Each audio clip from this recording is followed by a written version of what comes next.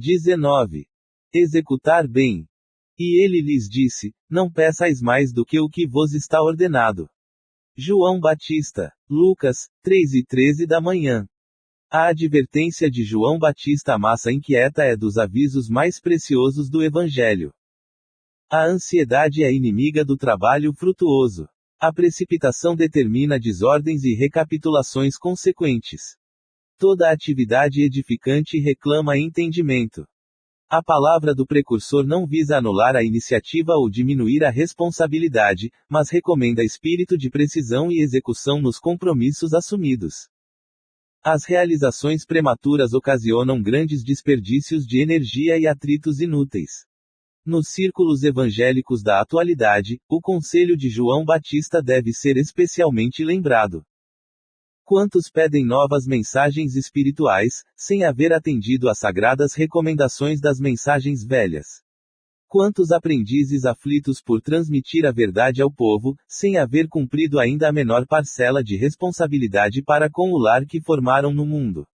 Exigem revelações, emoções e novidades, esquecidos de que também existem deveres inalienáveis desafiando o Espírito Eterno. O programa individual de trabalho da alma, no aprimoramento de si mesma, na condição de encarnada ou desencarnada, é lei soberana. Inútil enganar o homem a si mesmo com belas palavras, sem lhes aderir intimamente, ou recolher-se à proteção de terceiros, na esfera da carne ou nos círculos espirituais que lhe são próximos. De qualquer modo, haverá na experiência de cada um de nós a ordenação do Criador e o serviço da criatura. Não basta multiplicar as promessas ou pedir variadas tarefas ao mesmo tempo. Antes de tudo, é indispensável receber a ordenação do Senhor, cada dia, e executá-la do melhor modo. 20. Porta estreita. Porfiai por entrar pela porta estreita, porque eu vos digo que muitos procurarão entrar, e não poderão. Jesus. Lucas, 1:24 da tarde. Antes da reencarnação necessária ao progresso, a alma estima na porta estreita a sua oportunidade gloriosa nos círculos carnais. Reconhece a necessidade do sofrimento purificador. Anseia pelo sacrifício que redime. Exalta o obstáculo que ensina. Compreende a dificuldade que enriquece a mente e não pede outra coisa que não seja a lição, nem espera senão a luz do entendimento que a elevará nos caminhos infinitos da vida. Obtém o vaso frágil de carne, em que se mergulha para o serviço de retificação e aperfeiçoamento. Reconquistando, porém, a oportunidade da existência terrestre, volta a procurar as portas largas, por onde transitam as multidões. Fugindo à dificuldade, empenha-se pelo menor esforço. Temendo o sacrifício, exige a vantagem pessoal. Longe de servir aos semelhantes, reclama os serviços dos outros para si. E, no sono doentio do passado, atravessa os campos de evolução, sem algo realizar de útil, menosprezando os compromissos assumidos. Em geral, quase todos os homens somente acordam quando a enfermidade lhes requisita o corpo às transformações da morte. Ah, se fosse possível voltar, pensam todos. Com que aflição acariciam o desejo de tornar a viver no mundo, a fim de aprenderem a humildade, a paciência e a fé. Com que transporte de júbilo se devotariam então à felicidade dos outros. Mas, é tarde. Rogaram a porta estreita, e receberam-na, entretanto, recuaram no instante do serviço justo. E porque se acomodaram muito bem nas portas largas, volvem a integrar as fileiras ansiosas daqueles que procuram entrar, de novo, e não conseguem. 21. Oração e renovação. Holocaustos e oblações pelo pecado não te agradaram. Paulo, Hebreus, 10:6. É certo que todo trabalho sincero de adoração espiritual nos levanta a alma, elevando-nos os sentimentos. A súplica, no remorso, traz-nos a bênção das lágrimas consoladoras. A rogativa na aflição dá-nos a conhecer a deficiência própria, ajudando-nos a descobrir o valor da humildade. A solicitação na dor revela-nos a fonte sagrada da inesgotável misericórdia. A oração refrigera, alivia, exalta, esclarece, eleva, mas, sobretudo, afeiçoa o coração ao serviço divino. Não ouvidemos, porém, de que os atos íntimos e profundos da fé são necessários e úteis a nós próprios. Na essência, não é o Senhor quem necessita de nossas manifestações votivas, mas somos nós mesmos que devemos aproveitar a sublime possibilidade da repetição, aprendendo com a sabedoria da vida. Jesus espera por nossa renovação espiritual, acima de tudo. Se erraste, é preciso procurar a porta da retificação. Se ofendeste a alguém, corrige-te na devida reconciliação. Se te desviaste da senda reta, volta ao caminho direito. Se te perturbaste, harmoniza-te de novo. Se abrigaste a revolta, recupera a disciplina de ti mesmo. Em qualquer posição de desequilíbrio, lembra-te de que a prece pode trazer-te sugestões divinas, ampliar-te a visão espiritual e proporcionar-te consolações abundantes. Todavia, para o Senhor não bastam as posições convencionais ou verbalistas. O Mestre confere-nos a dádiva e pede-nos a iniciativa. Nos teus dias de luta, portanto, fez os votos e promessas que forem de teu agrado e proveito, mas não te esqueças da ação e da renovação aproveitáveis na obra divina do mundo e sumamente agradáveis aos olhos do Senhor. 22. Corrigendas. Porque o Senhor corrige ao que ama e açoita a qualquer que recebe por filho. Paulo, Hebreus, 12:6. Quando os discípulos do Evangelho começam a entender o valor da corrigenda, eleva-se-lhes a mente a planos mais altos da vida. Naturalmente que o Pai ama a todos os filhos, no entanto, os que procuram compreendê-lo perceberão, de mais perto, o amor divino. Máxima identificação com o Senhor representa máxima capacidade sentimental. Chegado a essa posição, penetra o espírito em outras zonas de serviço e aprendizado. A princípio, doem-lhe as corrigendas, atormentam-no os açoites da experiência, entretanto, se sabe vencer nas primeiras provas, entra no conhecimento das próprias necessidades e aceita a luta por alimento espiritual e o testemunho de serviço diário por indispensável expressão da melhoria de si mesmo.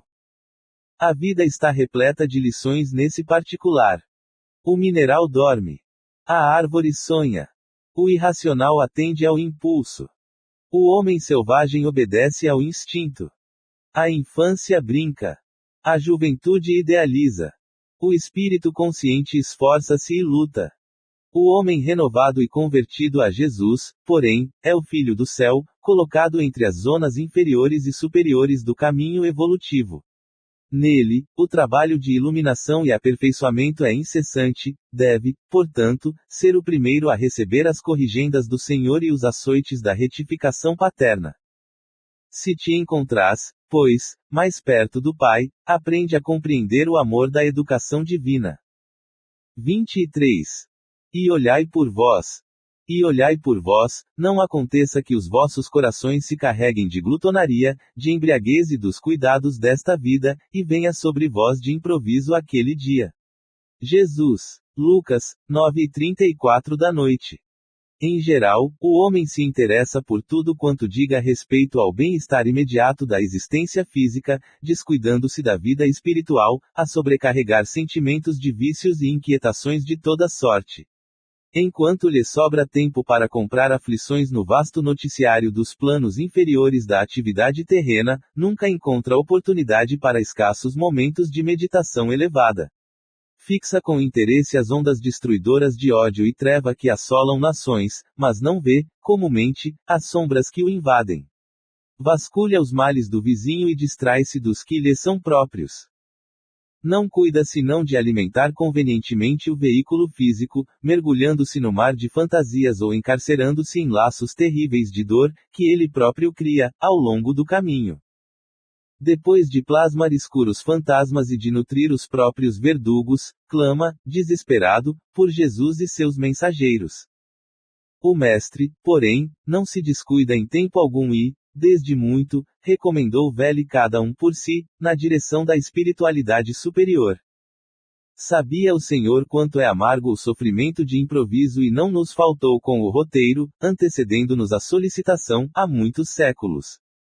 Retire-se cada um dos excessos na satisfação egoística, fuja ao relaxamento do dever, alige as inquietações mesquinhas, e estará preparado à sublime transformação.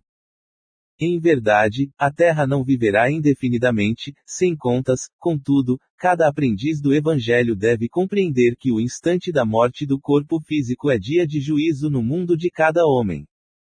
24. No reino interior. Sigamos, pois, as coisas que contribuem para a paz e para a edificação de uns para com os outros. Paulo, Romanos, 2:19 da tarde. Não podemos esperar, por enquanto, que o Evangelho de Jesus obtenha vitória imediata no espírito dos povos.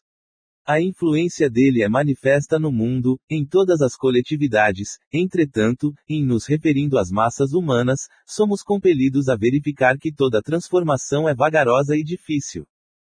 Não acontece o mesmo, porém, na esfera particular do discípulo. Cada espírito possui o seu reino de sentimentos e raciocínios, ações e reações, possibilidades e tendências, pensamentos e criações. Nesse plano, o ensino evangélico pode exteriorizar-se em obras imediatas. Bastará que o aprendiz se afeiçoe ao mestre. Enquanto o trabalhador espia questões do mundo externo, o serviço estará perturbado. De igual maneira, se o discípulo não atende às diretrizes que servem à paz edificante, no lugar onde permanece, e se não aproveita os recursos em mão para concretizar a verdadeira fraternidade, seu reino interno estará dividido e atormentado, sob a tormenta forte. Não nos entreguemos, portanto, ao desequilíbrio de forças em homenagens ao mal, através de comentários alusivos à deficiência de muitos dos nossos irmãos, cujo barco ainda não aportou à praia do justo entendimento. O caminho é infinito e o Pai vela por todos. Auxiliemos e edifiquemos. Se és discípulo do Senhor, aproveita a oportunidade na construção do bem. Semeando paz, colherás harmonia, santificando as horas com o Cristo, jamais conhecerás o desamparo. 25. Apliquemo-nos. E os nossos aprendam também a aplicar-se às boas obras, nas coisas necessárias, para que não sejam infrutuosos. Paulo, Tito, 3:14 da manhã. É preciso crer na bondade, todavia, é indispensável movimentar-nos com ela, no serviço de elevação. É necessário guardar a fé, contudo, se não a testemunhamos, nos trabalhos de cada dia, permaneceremos na velha superfície do palavrório. Claro que todos devemos aprender o caminho da iluminação, entretanto, se nos não dispomos a palmilhá-lo, não passaremos da atitude verbalista. Há no espiritismo cristão palpitantes problemas para os discípulos de todas as situações. É muito importante o conhecimento do bem, mas que não esqueçamos as boas obras, é justo se nos dilate a esperança, diante do futuro, à frente da sublimidade dos outros mundos em glorioso porvir, mas não olvidemos os pequeninos deveres da hora que passa. De outro modo, seríamos legiões de servidores, incapazes de trabalhar, belas figuras na vitrina das ideias, sem qualquer valor na vida prática. A natureza costuma apresentar lindas árvores que se cobrem de flores e jamais frutificam. O céu, por vezes, mostra nuvens que prometem chuva e se desfazem sem qualquer benefício à terra sedenta. As escolas religiosas, igualmente, revelam grande número de demonstrações dessa ordem. São os crentes promissores e infrutuosos, que a todos iludem pelo aspecto brilhante. Dia virá, porém, no qual se certificarão de que é sempre melhor fazer para ensinar depois, que ensinar sempre sem fazer nunca. 26. Véus. Mas quando se converterem ao Senhor, então o véu se tirará. Paulo. E Coríntios, 3:16 da manhã. Não é fácil rasgar os véus que ensombram a mente humana. Quem apenas analisa, pode ser defrontado por dificuldades inúmeras, demorando-se muito tempo nas interpretações alheias. Quem somente se convence pode tender ao dogmatismo feroz. Muitos cientistas e filósofos, escritores e pregadores assemelham-se aos pássaros de bela plumagem, condenados a baixo voo em cipoais extensos. Vigorosas inteligências, temporariamente frustradas por véus espessos, estão sempre ameaçadas de surpresas dolorosas, por não se afeiçoarem, realmente, às verdades que elas mesmas admitem e ensinam. Exportadores de teorias, olvidam os tesouros da prática e daí as dúvidas e negações que, por vezes, lhes assaltam o entendimento. Esperam o bem que ainda não semearam e exigem patrimônios que não construíram, por descuidados de si próprios. Conseguem teorizar valorosamente, aconselhar com êxito, mas, nos grandes momentos da vida, sentem-se perplexos, confundidos, desalentados. É que lhes falta a verdadeira transformação para o bem, com o Cristo, e, para que sintam efetivamente a vida eterna com o Senhor, é indispensável se convertam ao serviço de redenção. Somente quando chegam a semelhante cume espiritual é que se libertam dos véus pesados que lhes obscurecem o coração e o entendimento, atingindo as esferas superiores, em voos sublimes para a divindade. 27. Indicação de Pedro. Aparte-se do mal, e faça o bem, busque a paz, e siga-a. Pedro. E Pedro, 3:11 da manhã. A indicação do grande apóstolo, para que tenhamos dias felizes, parece extremamente simples pelo reduzido número de palavras, mas revela um campo imenso de obrigações.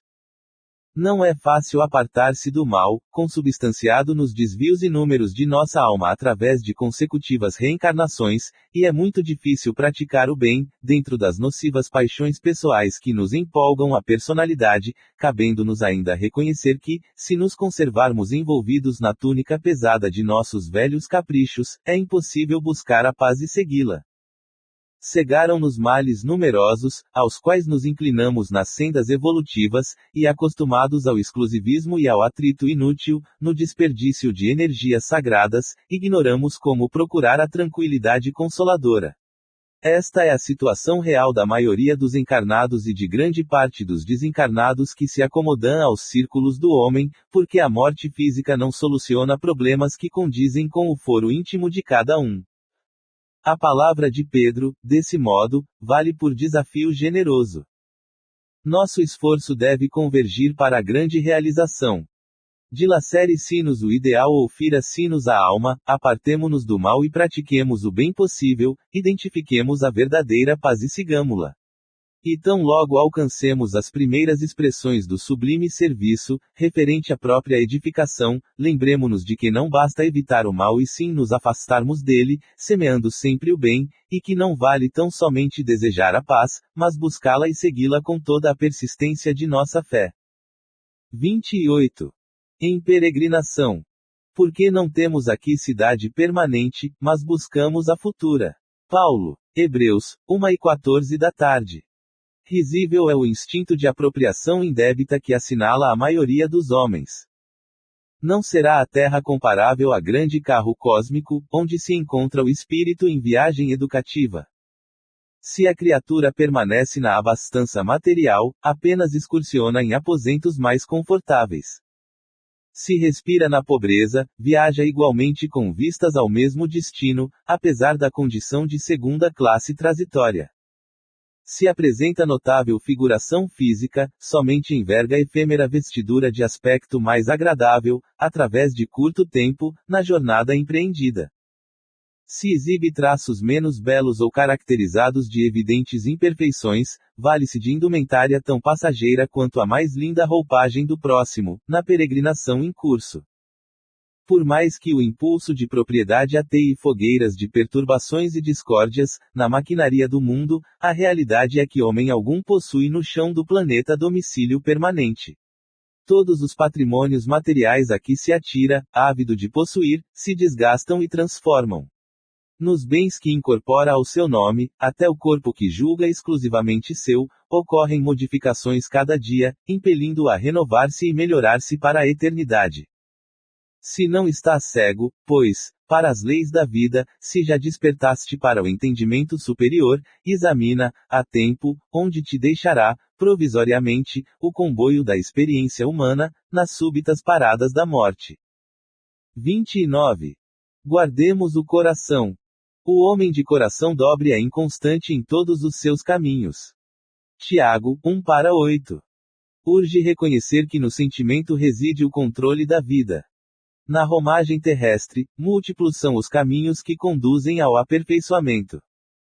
Fartura e escassez, formosura e fealdade, alegria e sofrimento, liberdade e tolimento, podem aliciar excelentes possibilidades de realização humana para a espiritualidade superior. O homem de coração dobre, porém, é infiel às bênçãos divinas em todos os setores da luta construtiva.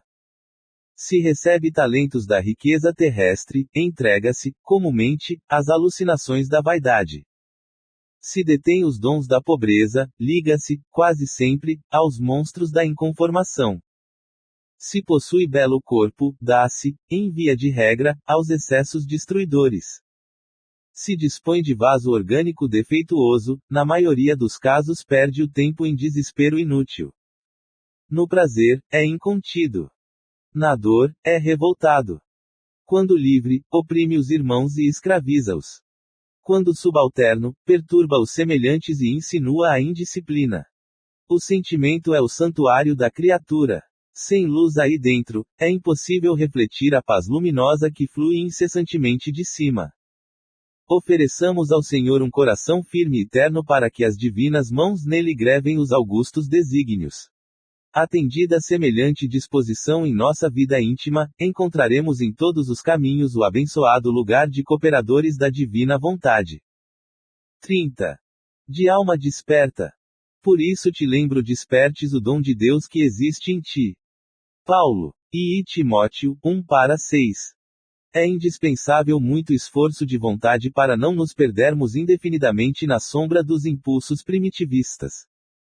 À frente dos milênios passados, em nosso campo evolutivo, somos suscetíveis de longa permanência nos resvaladouros do erro, cristalizando atitudes em desacordo com as leis eternas. Para que não nos demoremos no fundo dos precipícios, temos ao nosso dispor a luz da revelação divina, dádiva do alto, que, em hipótese alguma, devemos permitir se extinga em nós. Em face da extensa e pesada bagagem de nossas necessidades de regeneração e aperfeiçoamento, as tentações para o desvio surgem com esmagadora percentagem sobre as sugestões de prosseguimento no caminho reto, dentro da ascensão espiritual. Nas menores atividades da luta humana, o aprendiz é influenciado a permanecer às escuras. Nas palestras comuns, cercam-no insinuações caluniosas e descabidas. Nos pensamentos habituais, recebe 1001 convites desordenados das zonas inferiores. Nas aplicações da justiça, é compelido a difíceis recapitulações, em virtude do demasiado individualismo do pretérito que procura perpetuar-se. Nas ações de trabalho, em obediência às determinações da vida, é, muita vez, levado a buscar descanso indevido. Até mesmo na alimentação do corpo é conduzido a perigosas convocações ao desequilíbrio. Por essa razão, Paulo aconselhava ao companheiro não olvidasse a necessidade de acordar o dom de Deus no altar do coração. Que o homem sofrerá tentações, que cairá muitas vezes, que se afligirá com decepções e desânimos, na estrada iluminativa, não padece dúvida para nenhum de nós, irmãos mais velhos em experiência maior, entretanto, é imprescindível marcharmos de alma desperta, na posição de reerguimento e reedificação, sempre que necessário. Que as sombras do passado nos fustiguem, mas jamais nos esqueçamos de reacender a própria luz. 31. De ânimo forte. Porque Deus não nos deu o espírito de temor, mas de fortaleza, amor e moderação. Paulo e Timóteo, 1:7. Não faltam recursos de trabalho espiritual a todo irmão que deseje reerguer-se, aprimorar-se, elevar-se. Lacunas e necessidades, problemas e obstáculos desafiam o espírito de serviço dos companheiros de fé, em toda parte. A ignorância pede instrutores, a dor reclama enfermeiros, o desespero suplica orientadores. Onde, porém, os que procuram abraçar o trabalho por amor de servir. Com raras exceções, observamos, na maioria das vezes, a fuga, o pretexto, o retraimento. Aqui, há temor de responsabilidade, ali, receios da crítica, acolá, pavor de iniciativa a benefício de todos. Como poderá o artista fazer ouvir a beleza da melodia se lhe foge o instrumento? Nesse caso, temos em Jesus o artista divino e em nós outros, encarnados e desencarnados, os instrumentos dele para a eterna melodia do bem no mundo. Se algemamos o coração ao medo de trabalhar em benefício coletivo, como encontrar serviço feito que tranquilize e ajude a nós mesmos? Como recolher felicidade que não semeamos ou amealhar dons de que nos afastamos suspeitosos? Onde esteja a possibilidade de sermos úteis, avancemos, de ânimo forte, para a frente, construindo o bem, ainda que defrontados pela ironia, pela frieza ou pela ingratidão, porque, conforme a palavra iluminada do apóstolo aos gentios, Deus não nos deu o espírito de temor, mas de fortaleza, amor e moderação. 32. Em nossa luta. Segundo o poder que o Senhor me deu para edificação, e não para destruição.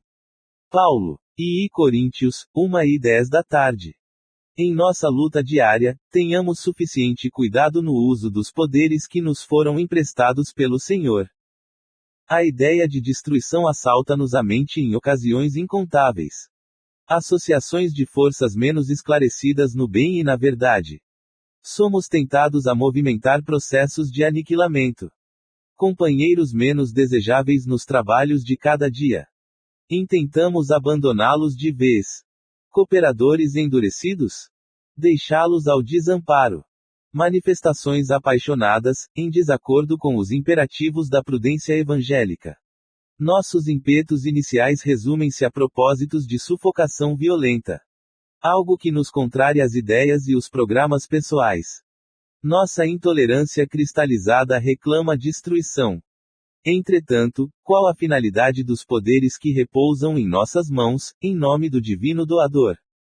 Responde-nos Paulo de Tarso, com muita propriedade, esclarecendo-nos que recebeu faculdades do Senhor para edificar e não para destruir. Não estamos na obra do mundo para aniquilar o que é imperfeito, mas para completar o que se encontra inacabado. Renovemos para o bem, transformemos para a luz.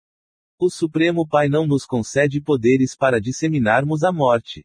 Nossa missão é de amor infatigável para a vida abundante. 33. Vê, pois, que a luz que há em ti não sejam trevas. Jesus. Lucas, 11:35 da manhã.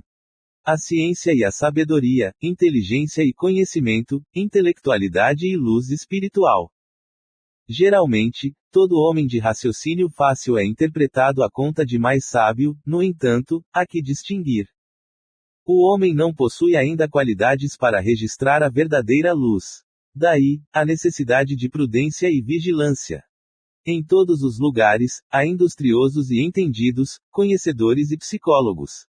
Muitas vezes, porém, não passam de oportunistas prontos para o golpe do interesse inferior. Quantos escrevem livros abomináveis, espalhando veneno nos corações?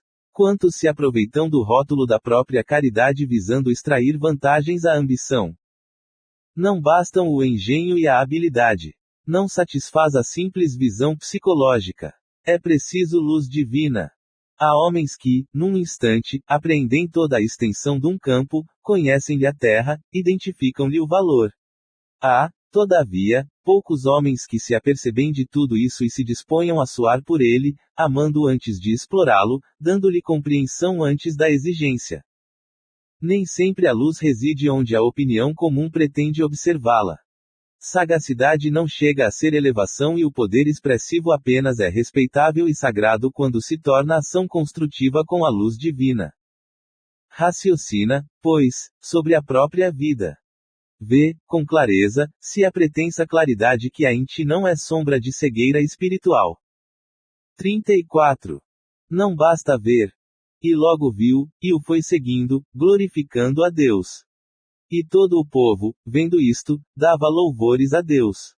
Lucas, 6:43 da tarde.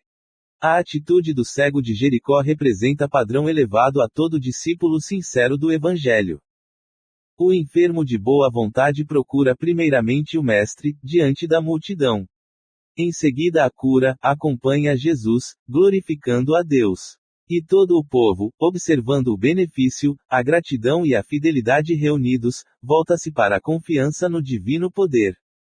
A maioria dos necessitados, porém, assume posição muito diversa. Quase todos os doentes reclamam a atuação do Cristo, exigindo que a dádiva desça aos caprichos perniciosos que lhes são peculiares, sem qualquer esforço pela elevação de si mesmos à bênção do Mestre. Raros procuram o Cristo à luz meridiana, e, de quantos lhe recebem os dons, raríssimos são os que lhe seguem os passos no mundo. Daí procede a ausência da legítima glorificação a Deus e a cura incompleta da cegueira que os obscurecia, antes do primeiro contato com a fé. Em razão disso, a terra está repleta dos que acento circunflexo e descreem, estudam e não aprendem, esperam e desesperam, ensinam e não sabem, confiam e duvidam. Aquele que recebe dádivas pode ser somente beneficiário. O que, porém, recebe o favor e agradece-o, vendo a luz e seguindo-a, será redimido. É óbvio que o mundo inteiro reclama a visão com o Cristo, mas não basta ver simplesmente, os que se circunscrevem ao ato de enxergar podem ser bons narradores, excelentes estatísticos, entretanto, para ver e glorificar o Senhor é indispensável marchar nas pegadas do Cristo, escalando, com ele, a montanha do trabalho e do testemunho. 35. Que pedes? Louco, esta noite te pedirão a tua alma. Jesus. Lucas, 12:20. Que pedes a vida, amigo? Os ambiciosos reclamam reservas de milhões. Os egoístas exigem todas as satisfações para si somente. Os arbitrários solicitam atenção exclusiva aos caprichos que lhes são próprios. Os vaidosos reclamam louvores. Os invejosos exigem compensações que lhes não cabem. Os despeitados solicitam considerações indébitas. Os ociosos pedem prosperidade sem esforço. Os tolos reclamam divertimentos sem preocupação de serviço. Os revoltados reclamam direitos sem deveres. Os extravagantes exigem saúde sem cuidados. Os impacientes aguardam realizações sem bases. Os insaciáveis pedem todos os bens, olvidando as necessidades dos outros. Essencialmente considerando, porém, tudo isto é verdadeira loucura, tudo fantasia do coração que se atirou exclusivamente à posse efêmera das coisas mutáveis. Vigia, assim, cautelosamente, o plano de teus desejos. Que pedes a vida? Não te esqueças de que, talvez nesta noite, pedirá o Senhor a tua alma. 36. Faciosismo. Mas se tendes amarga inveja e sentimento facioso, em vosso coração, não vos glorieis nem mintais contra a verdade. Tiago, 3:14 da manhã. Toda escola religiosa apresenta valores inconfundíveis ao homem de boa vontade. Não obstante os abusos do sacerdócio, a exploração inferior do elemento humano e as fantasias do culto exterior, o coração sincero beneficiar-se-á amplamente, na fonte da fé, iluminando-se para encontrar a consciência divina em si mesmo.